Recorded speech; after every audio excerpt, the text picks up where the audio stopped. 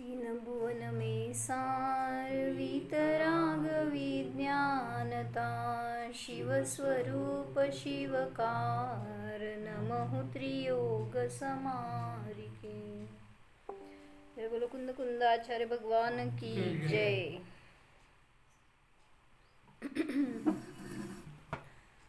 कुंद कुंद बालक दीक्षेसाठी म्हणून त्यांच्या माता पिताला अनुमती मागतायत।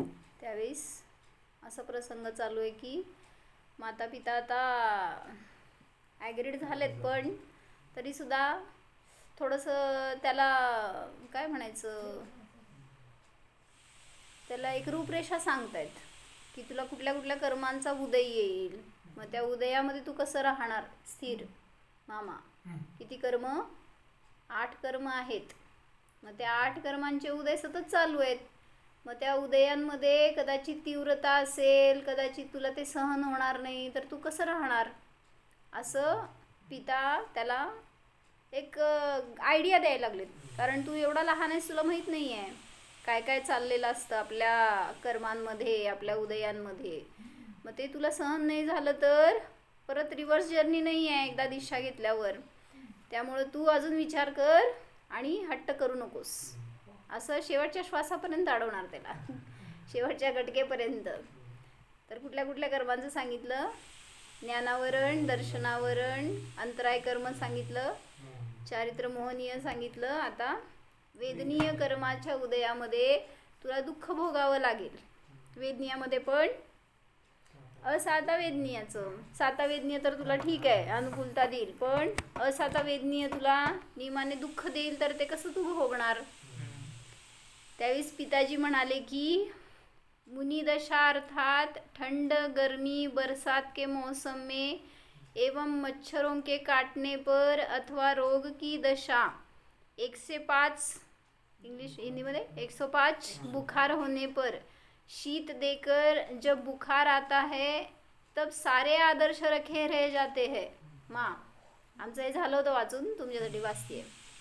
म्हणजे जेव्हा रोग होत आहेत, शरीरात वेदना व्हायलेत ना, सगळे नियम संयम बांधून राहते ते। हां, म्हणजे त्याच्याकडं पाळण्याचे भाव नाही राहत किंवा सहन होत नाही।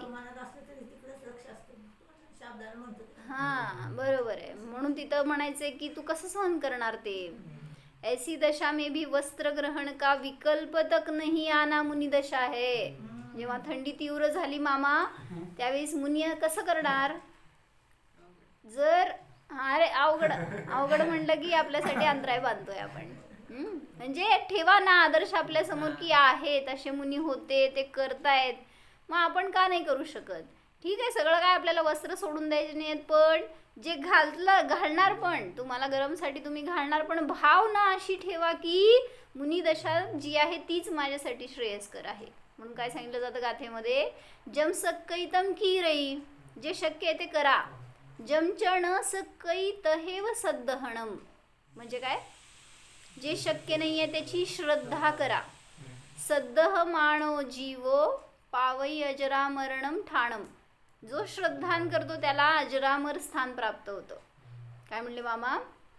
मामा म्हणजे आपल्याला हे श्रद्धा नाही का की मुनी सुखी आहेत तसल्या कंडिशनमध्ये, आपल्याला ते असं वाटतात बिचारे, असं म्हणणं सुद्धा आपल्यासाठी आपण काय पाप बांधतो।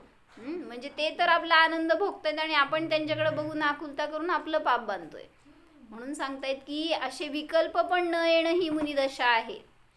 क्षुधा तृषा के लगने पर मन अशांत हो जाता है, किसी भी प्रकार से मन नहीं लगता। कसं ध्यान करणार, कशी चर्या करणार तू? म्हणणं वेगळं झालं, पण भूक लागल्यावर काय होतं, तहान लागल्यावर काय होतं, जिसपे बीतती है उसी को पता चलता है असं म्हणतो। मग तसं त्याला सांगतायत की तुला आत्ता वाटेल की काय नाही मी सगळं सहन करतो, पण उदय असे भयंकर असतात।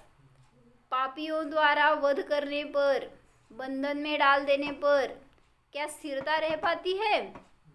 राहणार नाही तुला। कोणी मारतायत, जसं आपण ते म्हणलं, कोण 700 मुनी काय केलं, घाणीत पिळले। तर म्हणतात ना, माताजी सांगतात एक एक मुनींना असं काय बांधून आणलं नव्हतं, स्वयं आले होते चालत ते। आणि मग त्या घाणीत टाकतायत. त्यांच्या समोर नव्हतं का दृश्य हो सगळं? सगळ्या इतर मुनींच्यावर असे उपसर्ग होत आहेत, असे हाडं तुटतायत, ते रक्त चिळकांड्या बाहेर पडतायत. कसं दृश्य सहन करणार हो तुम्ही? दुसऱ्याचं बघणं आपल्याला सहन होत नाही, मला त्यात पडायचंय म्हटल्यावर किती आपली अस्थिरता होणार. म्हणून असे उपसर्ग तुला होणार का सहन? कोणी वध करेल अशी नुसती हातावर ड्रेग मारली चाकूनी कोणी तर काय करणार हो? ध्यान किती करणार? म्हणजे किती मनाला आपल्याला स्ट्रॉंग बनवायचंय किंवा आहे त्या शक्तीचा अनुभव करायचा आहे, तर तुम्ही त्या मुनिदशेमध्ये टिकू शकणार. असं त्याच्या ज्ञानाला तयार करतायत आता. शरीराची तयारी त्याची आहे, मनाची पण आहे ॲक्च्युली, पण तरीसुद्धा अजून ते ज्ञान अजून बलवान व्हावं ह्याच्यासाठी. अस्नान की दशा में तन की मलिनता, वर्ष में स्नान करने की इच्छा दबा तो सकते हो, परंतु भावों के उत्पन्न होने पर अंदर ही अंदर कुंठा होने लगती है. संडे सुट्टी असती ना स्नानला? कस मामा, स्नानाला सुट्टी असती ना संडेला? संडेला सगळ्या गोष्टीला सुट्टी असती, मग आंघोळीला पण सुट्टी. कसं? म्हणजे इच्छा, तेच की इच्छापूर्वक वेगळं आणि आळसनी केलं प्रमादानी करणं वेगळं. तिथं त्यांचं कशासाठी करत नाहीत स्नान ते मुनिराजांना?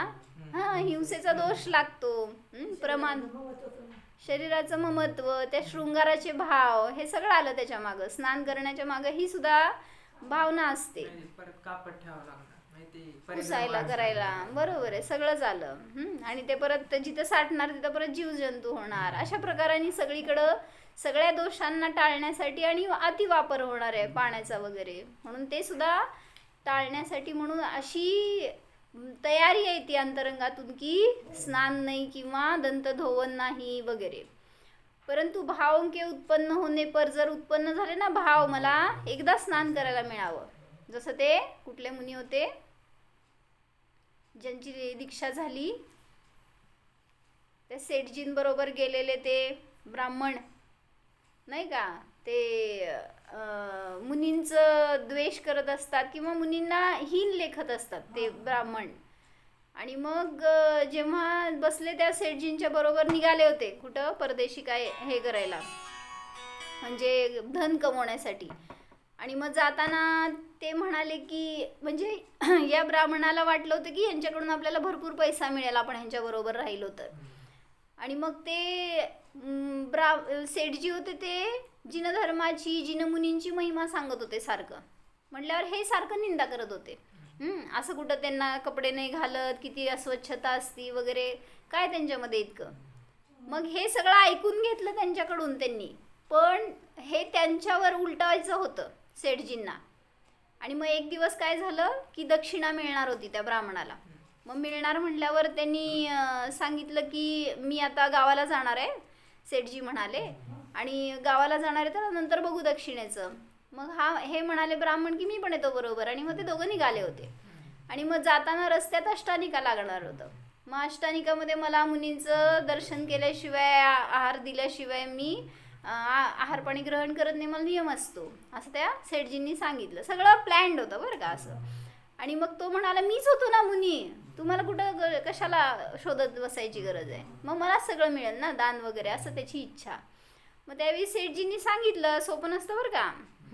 मग तो म्हणला काय काळजी करू नका, मी सगळं जाणतो आता, सगळा अभ्यास केला आहे तुमच्याबरोबर आता, त्यामुळं मला सगळं माहिती आहे, काय अवघड नाही आहे, मी करतो म्हणला. मग सेठजींना कळालं, कॉन्फिडन्स जबरदस्त.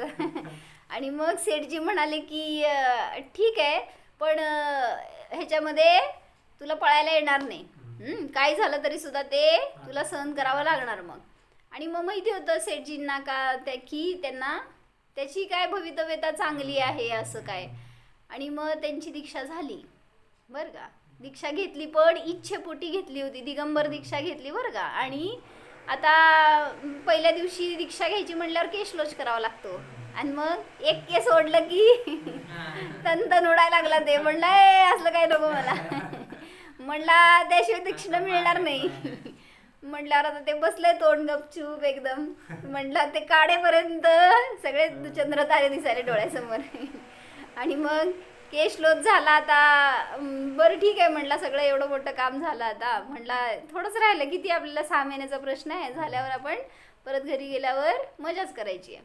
मग त्याची दृष्टी इथंच होती की 6 महिन्यानंतर काय करायचं आहे.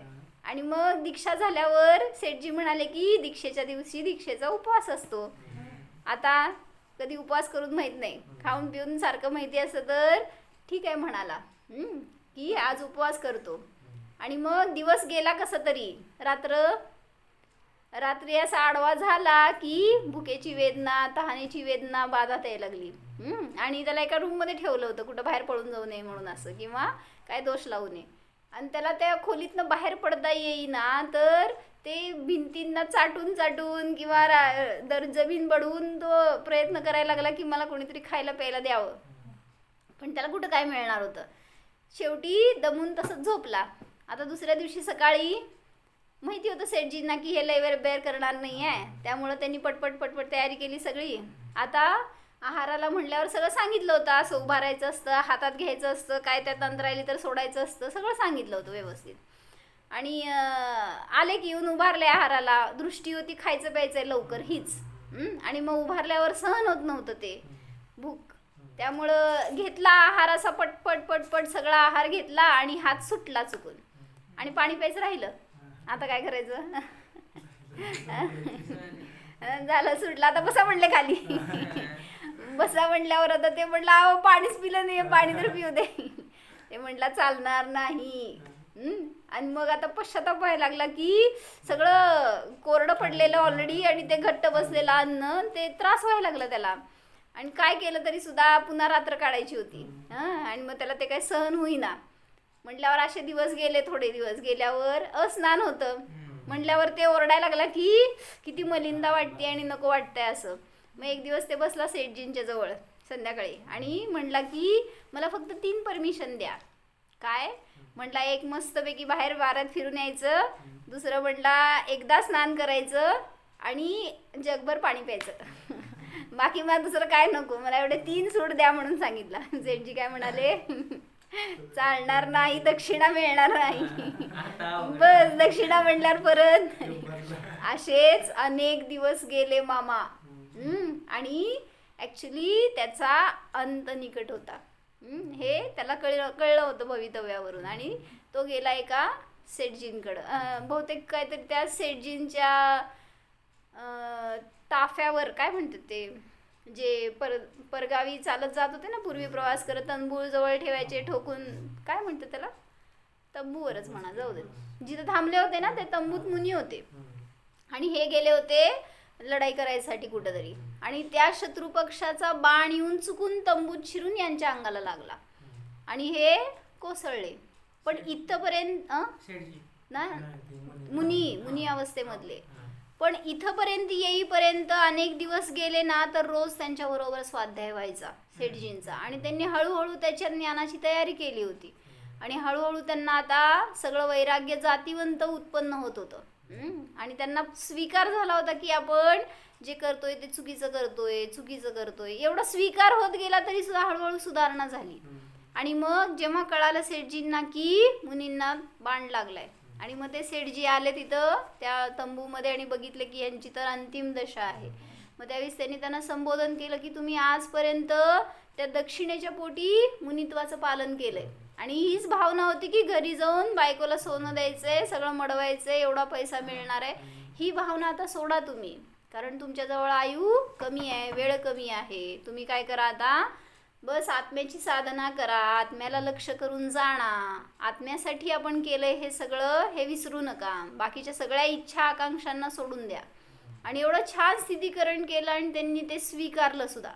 आणि सगळ्या 4 प्रकारच्या आहाराचा त्याग करून त्यांनी सल्लेखना घेतली आणि त्यामध्ये त्यांचं मरण झालं, समाधी मरण. कशासाठी सांगत होते, एक बार स्नान करण्याची परमिशन द्या असं त्यांनी मागितलं होतं ना. तर तिथं सांगितलं वडिलांनी की तुला ते करायचं, काय करायचे भाव सुद्धा व्हायला नकोयत, तर ते मुनित्व, नाही तर नाही.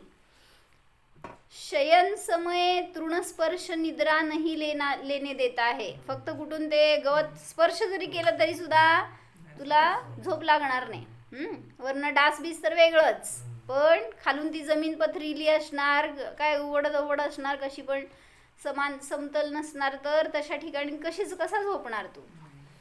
बैठते पढ़ते सोते समय बिस्तर अथवा तो योग्य शय्यासन का अभाव खटकता है. हे सगळे कशाचे उदय सांगतायत?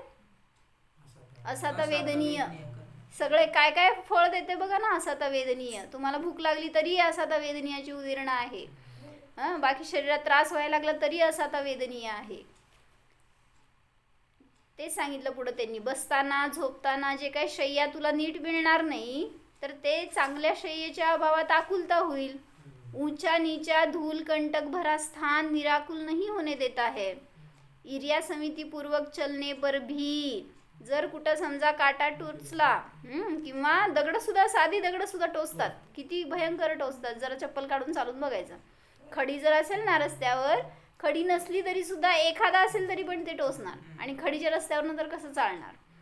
मग त्यांना म्हणायचंय जाऊ दे, काच आणि काटे सोडा, साधे दगड सुद्धा तुला त्रास देतील, ते टोचल्यावर चालता येणार नाही. त्यावेळी समता आदी षट आवश्यक चर्यांमध्ये शिथिलता येईल. म्हणजे हे सगळं पुन्हा असाता वेदनीयाच्या उदयात.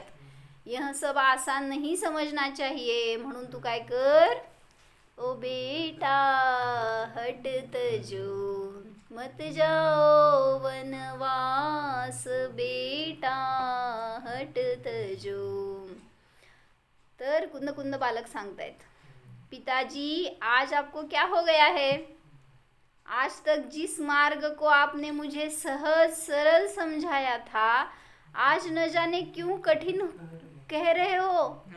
एवढे दिवस तुम्ही मला महिमा सांगितली आहे जिनधर्माची, जिनमार्गाची किंवा मुनी धर्माची, आणि तुम्ही आज मला असं का सांगताय उलट? त्याला कठीण का म्हणताय जे कालपर्यंत सरळ होतं? म्हणजे दुसऱ्याचं बघायला सरळ असतं, तुझ्यावर आलं तर ते असं सांगायचंय. म्हणजे असं वेगळा वेगळा असतो का मार्ग? जिस पंथ से अनंत ज्ञानी मोक्ष मार्ग में चलकर मोक्ष पहुंचे, क्या वह कठीण हो सकता है? ज्यांना अनंत सुख मिळालंय या मार्गातून जाऊन, तर मी गेलो तर काय मला अवघड आहे का? मामा, दीक्षा घेणं अवघड आहे का सोपं आहे? काय बोला बोला मामा, दीक्षा घेणं सोपं आहे का अवघड आहे?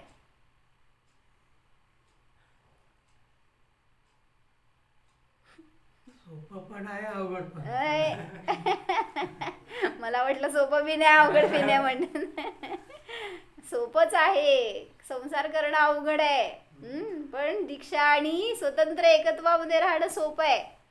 आपल्याला चिंता असती खायला प्यायला कोण देणार अशी, म्हणून तिथं मुनित्व अवघड वाटतं. ज्या पंथाला लागल्यावर अनंत ज्ञानी मोक्ष मार्गाला गेले, चालून मोक्षाला गेले, तो मार्ग कठीण कसा असणार? और निगोत जाने वाला रास्ता तो इससे अनंत गुणा कठीण है. म्हणजे तुम्ही मला कुठं पाठवताय असं म्हणायला लागलेत ते बालक पित्याला, की निगोदाचा रास्ता तर महाकठीण आहे आणि तुम्ही त्याचीच मला महिमा सांगताय किंवा तेच कर म्हणून सांगताय, आणि ज्या मार्गात निश्चित सुख मिळणार आहे तो मार्ग अवघड कसा असणार? वहाँ मात्र परवश होकर जीव भुगतता है. म्हणजे संसार मार्गामध्ये भोगावं लागतंय आणि इथं सहज निर्जरा होतीये. म्हणजे संसारी जीवाला पण भूक तहान आहे आणि मुनींना पण भूक तहान आहे, दोघांना पण बेर करायचं आहे.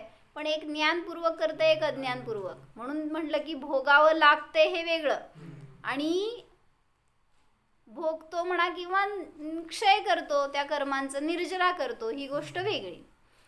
आचार्य देव ने कहा है, जो स्ववश होकर उसका अनंतवा भाग भी भोगा, जीता होता तो जीव को मोक्ष हो जाता. काय कळलं? इतक्या इतक्या वेदना, इतकं उदय आहेत ना तुम्हाला, तर त्यातलं हे सगळे परवश होऊन तुम्ही भोगता. म्हणजे कसं परवश? म्हणजे काय करतो? काय संकट आलं तर ते त्यांच्यामुळे संकट आलं किंवा असं संकलेश होत. बरं. परवश होऊन भोगतो. जसं मागं सांगितलं होतं ना एकदा उदाहरण मी, काय झालं होतं की ते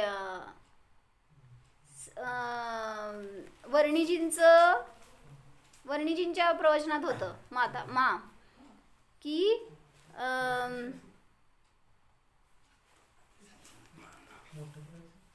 राहू देत बसा, दिसतंय ना तर वर्णिजींनी सांगितलं, विहार करत होते ते आणि जाताना एका शाळेमध्ये थांबले होते विहारात. सांगितलं होते मागे एकदा, आठवतंय का? आणि तिथं ती शाळा उन्हाळ्याच्या सुट्टीमुळं बंद होती का दिवाळीच्या सुट्टीमुळं बंद असेल, असं 15 दिवस बंद राहणार होती. आणि हे गेले त्या दिवशी पहिला दुसराच दिवस होता. नाही 13 दिवस झाले होते शाळा बंद होऊन. आणि त्या दिवशी त्यांना राहायचं म्हटल्यावर तिथल्या पिऊनी वगैरे ओपन करून स्वच्छ करून दिलं होतं एक रूम राहायला म्हणून मुलींना त्या विहारात.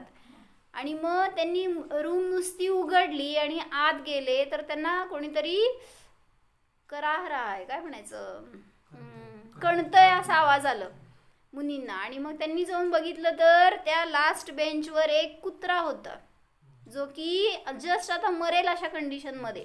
म्हणजे त्याची हालत खराब झाली होती का, 13 दिवस कशाला म्हणते, 13 दिवस शाळा बंद होती, तो चुकून त्या क्लासरूममध्ये अडकला होता. आणि काय झालं, बंद करून सगळे निघून गेले होते. आज उघडले होते तर त्याला भुंकण्याची काय चालण्याची काय कसलीच शक्ती नव्हती अंगामध्ये, काहीच नव्हतं ना, खायला नाही आणि प्यायला नाही. त्यामुळं अशी दुरावस्था झाली होती. आणि मग तिथं ते सगळ्यांनी केलं असेल त्याचं उपचार वगैरे. मला म्हणायचं त्यांनी स्ववश हे उपवास केले का परवश केले? कसं परवश? करायचं नव्हतं पण हा असं म्हणायचं करावं लागलं. म्हणूनच त्यांनी इथं काय शब्द वापरले, भोगना काय म्हणायचं,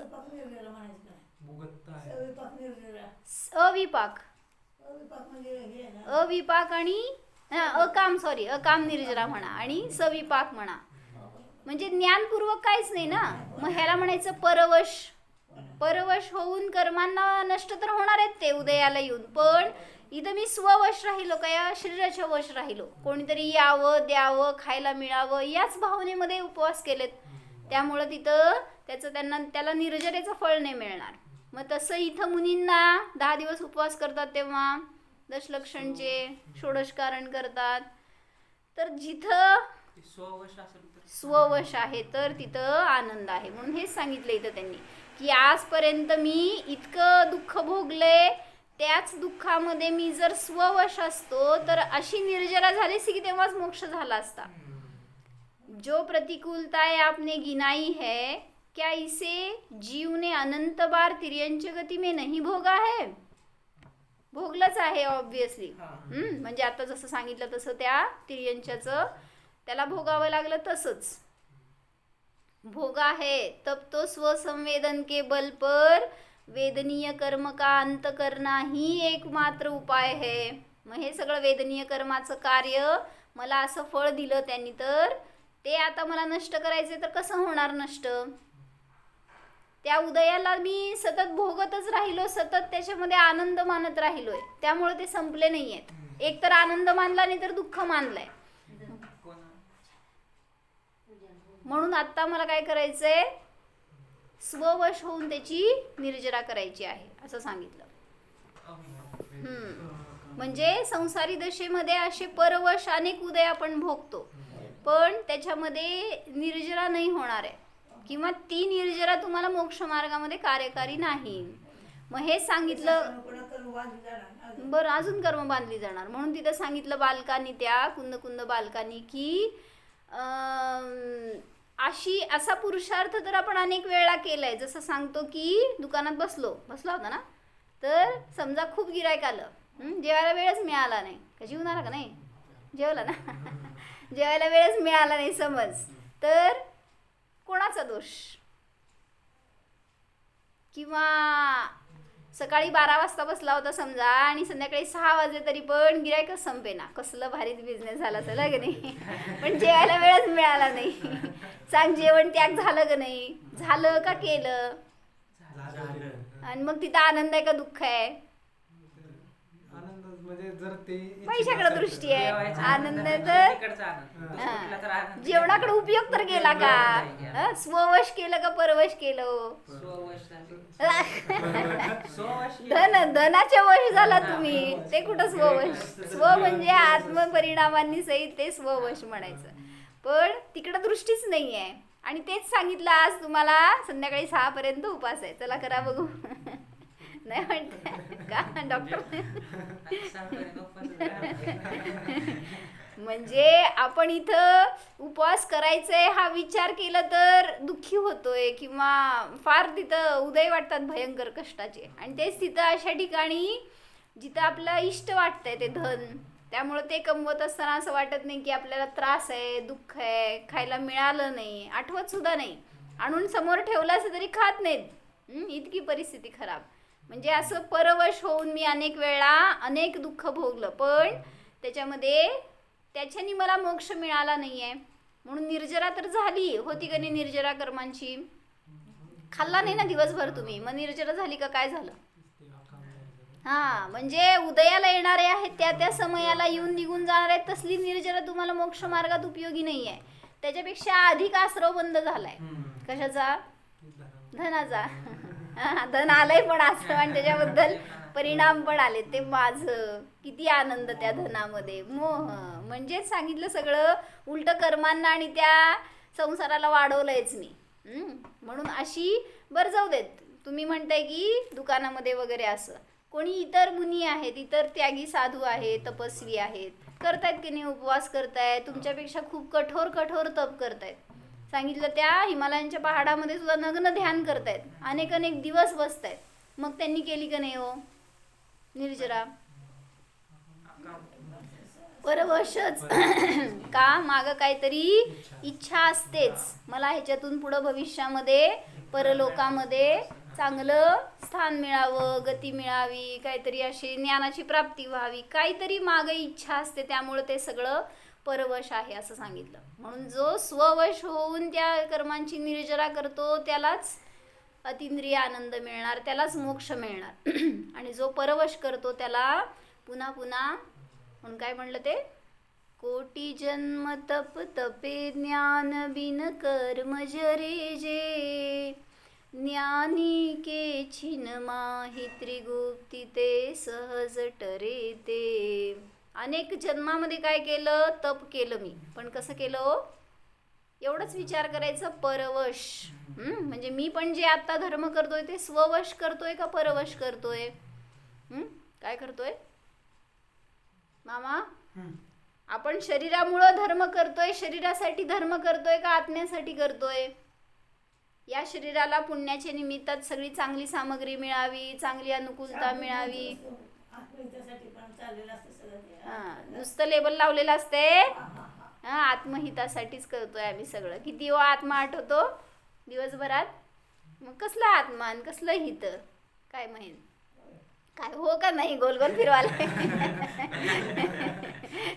आत्मा कधी आठवतो मंदिरात गेल्यावर तर आठवतो का ते बघायचं जाऊ दे दिवसभरात आठवणं तर राहिलं आणि आजपासून प्रयोग करायचं जी गोष्ट इष्ट वाटते ना तुम्हाला संसारामध्ये ती गोष्ट जवळ असताना हातात घेतली असताना त्याच्या सानिध्यात असताना एकदा आत्मा आठवा जसं तुम्हाला धन इष्ट आहे धन हातात घेतल्यावर एकदा आठवा ना हे धन पर आहे याच्यामध्ये माझा आनंद नाही मी तर आत्मद्रव्य आहे ते जड आहे ते चेतनारहित आहे एवढं एकदा आठवा ना तिथं पण भेदविज्ञान व्हायला फार चान्स आहे पण तिथंच आपण गाफील झालेला असतो आणि दुःख आल्यावर तर सगळ्याला आठवत आहे धर्म पण तरी सुद्धा त्या दुःखाचा नाश व्हावा म्हणून धर्माजवळ येतात मला आनंद भोगायचा म्हणून नाही येत कोण म्हणून तुमच्या दुःखाचा पण अंत होत नाही एका दुःखातनं दुसऱ्या दुःखात जाता तुम्ही म्हणून सांगितलं असं परवश होऊन आपल्याला काही करायचं नाही अजून एक घटना सांगितली होती बरं का आता मला ॲक्च्युली टाईम छोटीशी घटना आहे की असंच एक इंडस्ट्री होती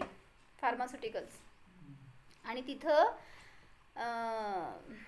पॅरेंटल्स असते तर फार हायजिनिक असते ते त्यांनी एका रूमच्या दुसरी रूम दुसऱ्या रूमच्या तिसरी रूम असं ते पार्टिकल काउंट मेंटेन करण्यासाठी खूप आत त्यांची रचना असते तर असं त्या इंडस्ट्रीमध्ये ॲक्च्युली ती इंडस्ट्री 24 आवर्स चालू असते वेगवेगळ्या शिफ्टमध्ये. पण नेमकं तेव्हा काहीतरी होतं की 2-3 दिवस ती फॅक्टरी बंद होणार होती, बंद ठेवणार होते. काय होतं, काहीतरी कारण होतं. आणि मग तिथं पण असंच झालं होतं की एक वर्कर ते सगळे युनिट बंद करत करत आतपर्यंत गेला होता. आणि झालं काय, बाहेरून दुसरे कोणी असतील वॉचमन वगैरे, त्यांनी सगळे गेलेत नाही आहेत म्हणून त्यांनी लॉक केलं आणि निघून गेला. हा अडकला होता सगळ्यात आतल्या रूममध्ये. आणि मग आता तिथून ते ऑटोमॅटिक लॉक असते, त्यामुळं ते सगळे लॉक होत गेले आणि तो आतल्या आत अडकला. मोबाईलला लाऊड नसते आणि त्यामुळं तिथं त्याला किती आरडाओरडा केला त्यांनी, किती जणांना बोलवलं, पण काय उपयोग. तिथून आवाज बाहेरून पार्टिकल्स आत यायला नको म्हणल्यावर माणसं कशी यायची आत, त्यांना तिथनं आवाज यायचा चान्सच नव्हता. असं जेव्हा मी ही स्टोरी ऐकले ना, त्यावेळेस मी जिथं जात होते ना इंडस्ट्रीमध्ये, तिथं भीती वाटायची अशी, कारण आम्हाला पण तिथं कधी आत जावं लागायचं प्रोडक्शनमध्ये. तर कारण एकानंतर एक ते 2-3 चेंज रूममधनं आत जाऊन मग ते आतल्या रूममध्ये प्रवेश असायचा आणि त्यामुळे तिथून आवाज बाहेर येणं फार अवघड असायचं. आणि तो माणूस आत अडकला आणि 3 दिवस फॅक्टरी बंद होती. आणि 3 दिवसानंतर जेव्हा ओपन केलं त्यावेळेस तिथं त्यांना डेड बॉडी मिळाली. म्हणजे काय झालं, आता काहीच नसेल असं काय असेल, ऑब्विसली तिथं ते जे डॉक्टर बरोबर आहे. मग ते कुत्रा जन्माला राहिलं म्हणल्यावर 13 दिवस ह्याला काय 3 दिवसात गेला. बरोबर आहे, एअर सर्क्युलेशन नसणार आहे, ते काहीतरी त्यांनी लोकल बंद केले असणार, त्यामुळं पण सफोकेशननी गेला असेल. पण मला म्हणायचंय की ही तर परवश झालं का स्ववश झालं. म्हणजे अशाच कंडिशनमध्ये समजा कुठले मुनिराज गेले, अडकले समजा, तर ते काय करतील, ज्ञानपूर्वक सगळ्या 4 प्रकारच्या आहाराचा त्याग करतील आणि साधनापूर्वक उलट स्वीकारतील, किंवा काय म्हणायचं, स्वतःहून देह त्याग करतील. देहाने त्यांना सोडण्याच्या ऐवजी हेच देहाला सोडतील. ह्याला संलेखना म्हटलं जातं. म्हणजे अशी आपण परवश अनेक वेळा अनेक दुःख संकट भोगली आहेत. काय मा आता हे पण काय शरीर म्हणजे सगळ्यात मोठी जेल आहे. ह्याच्यात दम घुटतोय असं वाटतं का तुम्हाला? तिथं त्या माणसाचं दम घुटलं वाटायला लागलंय तुम्हाला, ऑक्सिजन नव्हतं इथं. या शरीरामध्ये पण आपण त्या जीवाचं प्राण घेतोय शरीरामध्ये अडकवून त्याला, पण असं वाटत नाही. म्हणून सांगतायत कुठल्याही कर्मांचे उदय येऊ देत, ते उदय ज्ञानीला भ्रष्ट करू शकत नाहीत. त्या कर्मांना नष्ट करण्याचं कार्य त्या ज्ञानीकडून सहजतेने होतं. म्हणून तुम्ही घाबरू नका.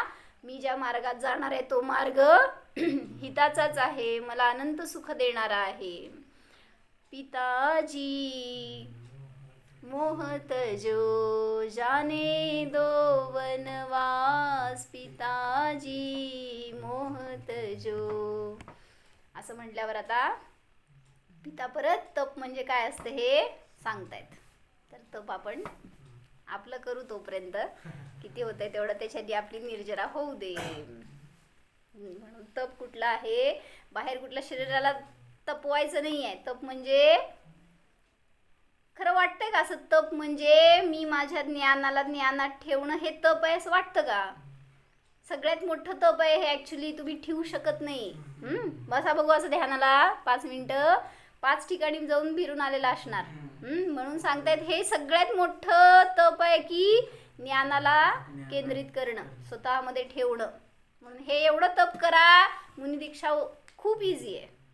ऍक्च्युली आपल्याला ते शरीराच्या अपेक्षेने दीक्षा वाटतीये, पण आहे ती ज्ञानाची परिणती आहे. सगळं स्वीकारलंय सहजतेने, तर त्याला बाहेर मोक्ष मार्ग सरळ आहे.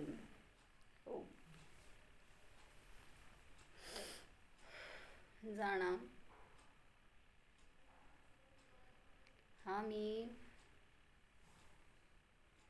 अनंत शक्ती संपन्न शुद्ध जीव आहे. हा मी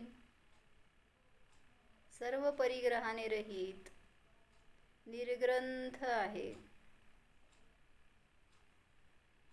हा मी सर्व उपसर्ग परिशहांनी रहित निराबाध जीव आहे. निरंतराय स्वरूप आहे. निर्वेदनीय स्वरूप आहे. माझा आणि कर्माचा काहीही संबंध नाहीच अनुभवा. निष्कर्म स्वरूपोहम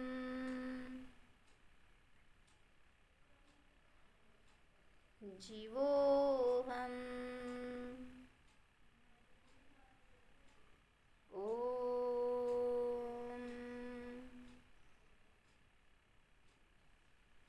विसर्जन.